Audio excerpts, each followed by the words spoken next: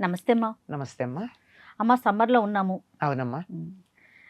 Summer అనగానే food మీదగా ఒకసారి ఆలోచిస్తాం. మనం అవునమ్మా. ఎలాంటి ఆహారం తీసుకోవాలి, పిల్లలకి ఏం పెట్టాలి, మనమేం తినాలి, పెద్దవారికి అయితే ఎలాంటి ఆహారం ఇవ్వాలి, కాస్త కొంచెం ఆలోచించే ఫుడ్ని మనం వండుకుంటాం, అంటే ఆహారాన్ని మనం వండుకుంటూ ఉంటాం కదమ్మా. మధ్య మధ్యలో మానేసాం గానమ్మా. మధ్యకాలంలో పూర్వకాలం తప్పనిసరిగా ఋతువులను అనుసరించి ఆహారం ఉండేది. వస్తువుల వాడకం కూడా ఉండేదమ్మా. ఋతువులను అనుసరించి వస్తు వాడకం కూడా ఉండేది. అంటే మట్టి పాత్రలే వాడుకోవాలి. ఉదాహరణకి చెప్తానమ్మా. ఆముక్తమాల్యదలో ఆయన వారింట్లో వంటల గురించి చెప్తూ రాయలవారు విష్ణు చిత్తుడి ఇంట్లో వంటల గురించి చెప్తూ వర్షాకాలం ఎటువంటి ఉండేది, వేసవికాలం ఎటువంటి ఉండేది, శీతాకాలం ఎటువంటిది ఉండేది చెప్పి ఇంతటితో ఆపలేదు. అది బ్రాహ్మణుడి ఇంట్లో. అది కాక ఒక రైతు ఇంట్లో ఎట్లా ఉండేది, వాళ్ళు మాంసాహారం ఎలా వండుకునేవారు, ఏ ఋతువులో ఎలాంటి ఆహారం తినేవారు చక్కగా వర్ణిస్తాడు ఆయన. అంటే అది ఋతువులను బట్టి మనం తినే ఆహారంలో మార్పు చేసుకుంటే ఆరోగ్యం బాగుంటుంది. అంటే అన్ని తరగతుల వారు, రైతులు ప్రతి ఒక్కరు కూడాను. అది అందరూ ఉంది, ఎవరిది వాళ్ళు. ఇప్పుడు వేసవికాలం వస్తే ఆయన చెప్పింది ఏమిటంటే దోరగా పండినటువంటి పూర్తిగా పండకూడదు, అలాని పచ్చిది ఉండకూడదు. అటువంటి మామిడికాయ ముక్కలతో కొంచెం తీపివాగు తిరిగిన దోర మామిడికాయ ముక్కలతో చేపలో మాంసమో చెప్తాడు వేసి కొద్దిగా నువ్వుల నూనె పోపు పెడితే ఆ రుచి బాగుంటుంది అంటాడు. మరి ఇప్పుడు ఈ రోజుల్లో నాన్ వెజిటేరియన్ తినే వాళ్ళకి ఆ రుచి తెలుసో తెలియదో నాకు తెలియదు.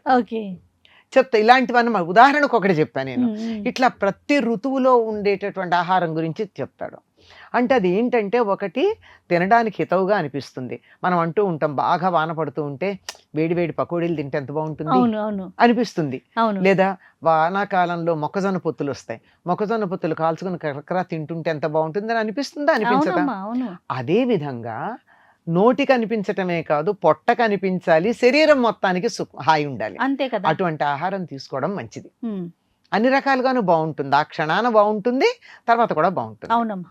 అట్లాంటిది వేసవికాలం వచ్చేటప్పటికి శరీరానికి చలవ చేసి మనసుకు సుఖంగా అనిపించి ఉండేటటువంటి ఆహారం తీసుకోవాలి. ఎర్రని ఎండలో వేడి వేడి కాఫీ తాగుదాం అనిపిస్తుందా, చల్లని పానీయం ఏదైనా తీయగా ఉండేది, పుల్లగా ఉండేది కావాలి అనిపిస్తుంది. ఎందుకు అంటే శరీరంలో చెమట ద్వారా మనలో ఉండే లవణాలన్నీ వెళ్ళిపోతాయి. అవునమ్మా. అందువల్ల కొద్దిగా ఉప్పు తీపి ఉన్నటువంటి పదార్థం పల్చగా ఉన్నది తీసుకుంటే బాగుంటుంది. కనుక ఆ విధంగా ప్రతిదానికి ఉంటాయి. ఇందులో వేసవికాలం వచ్చేటప్పటికి మీరు పాత్రల గురించి అన్నారే, కుండల్లో వండుతారమ్మా పిల్లల కోసం. కుండల్లో గనక వండి కొయ్య తెడ్డుతో గనక దాన్ని వంట పెట్టినట్టయితే, అన్నం వండి పెట్టినట్టయితే పిల్లలకి మేహపు ఉడుకు అంటారు. అంటే శరీరానికి వేడి చేయడం అన్నది ఉండదు. కానీ పెద్దవాళ్ళు వాడరు. అంటే పెద్దవాళ్ళు ఎందుకు వాడరంటే అందరూ వాడచ్చు, దేవుడికి నైవేద్యం పెట్టాలి, మడి ఆచారం ఉన్నవాళ్ళు ఒక్కసారి కుండలో అన్నం వండితే ఆ కుండ మళ్ళీ మడికి పనికిరాదు. అందుకని దాన్ని పెద్దవాళ్ళు దానికి వాడరు. కానీ పిల్లల కోసం కుండలో అన్నం వండుతారు. అది పైగా కొయ్య తెడ్డు, మెటల్ వాడకుండా కొయ్య తెడ్డుతో వండి పెట్టడం.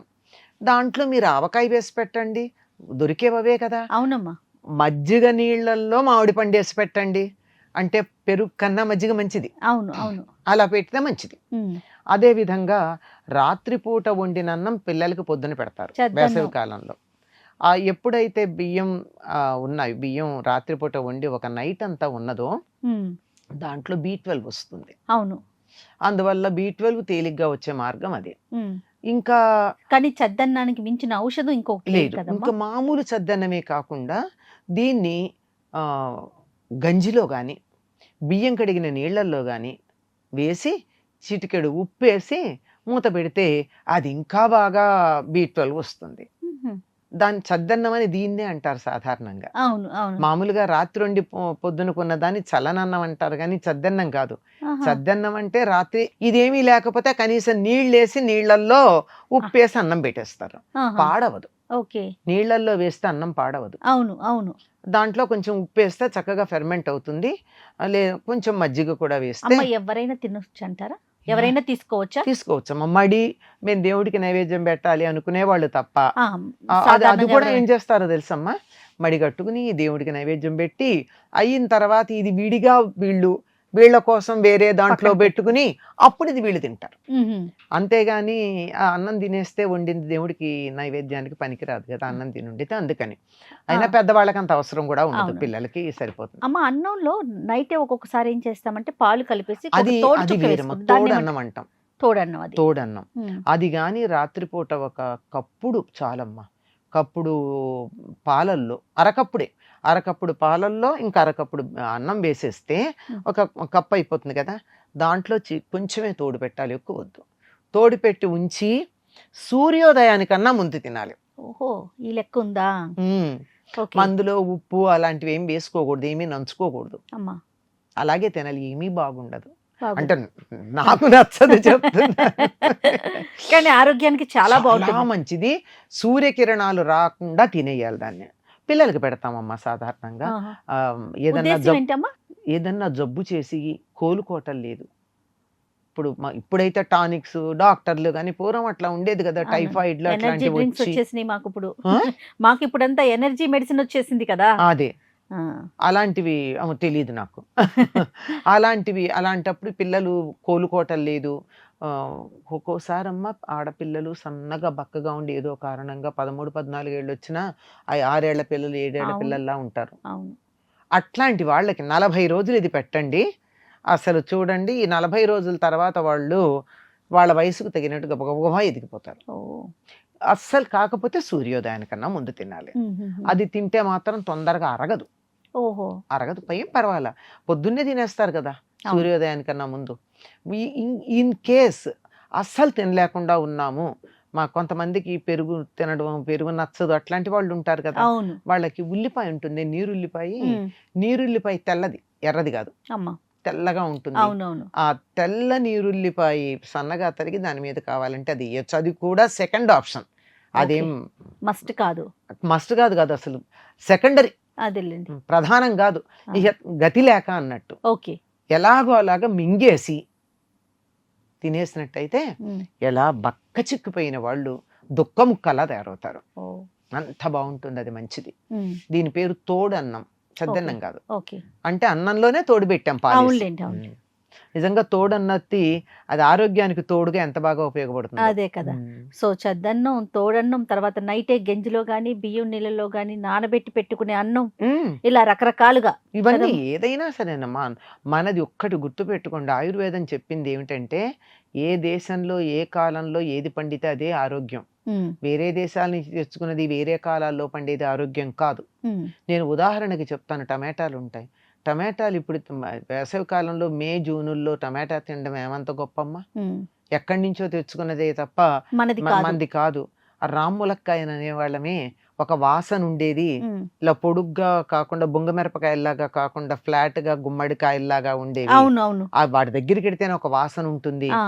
అట్లాంటి రామ్ములక్కాయలు ఎప్పుడు వస్తాయి మనకి? నవంబరు, డిసెంబరు, జనవరి, ఫిబ్రవరి, మహా అయితే మార్చిలో వస్తాయి.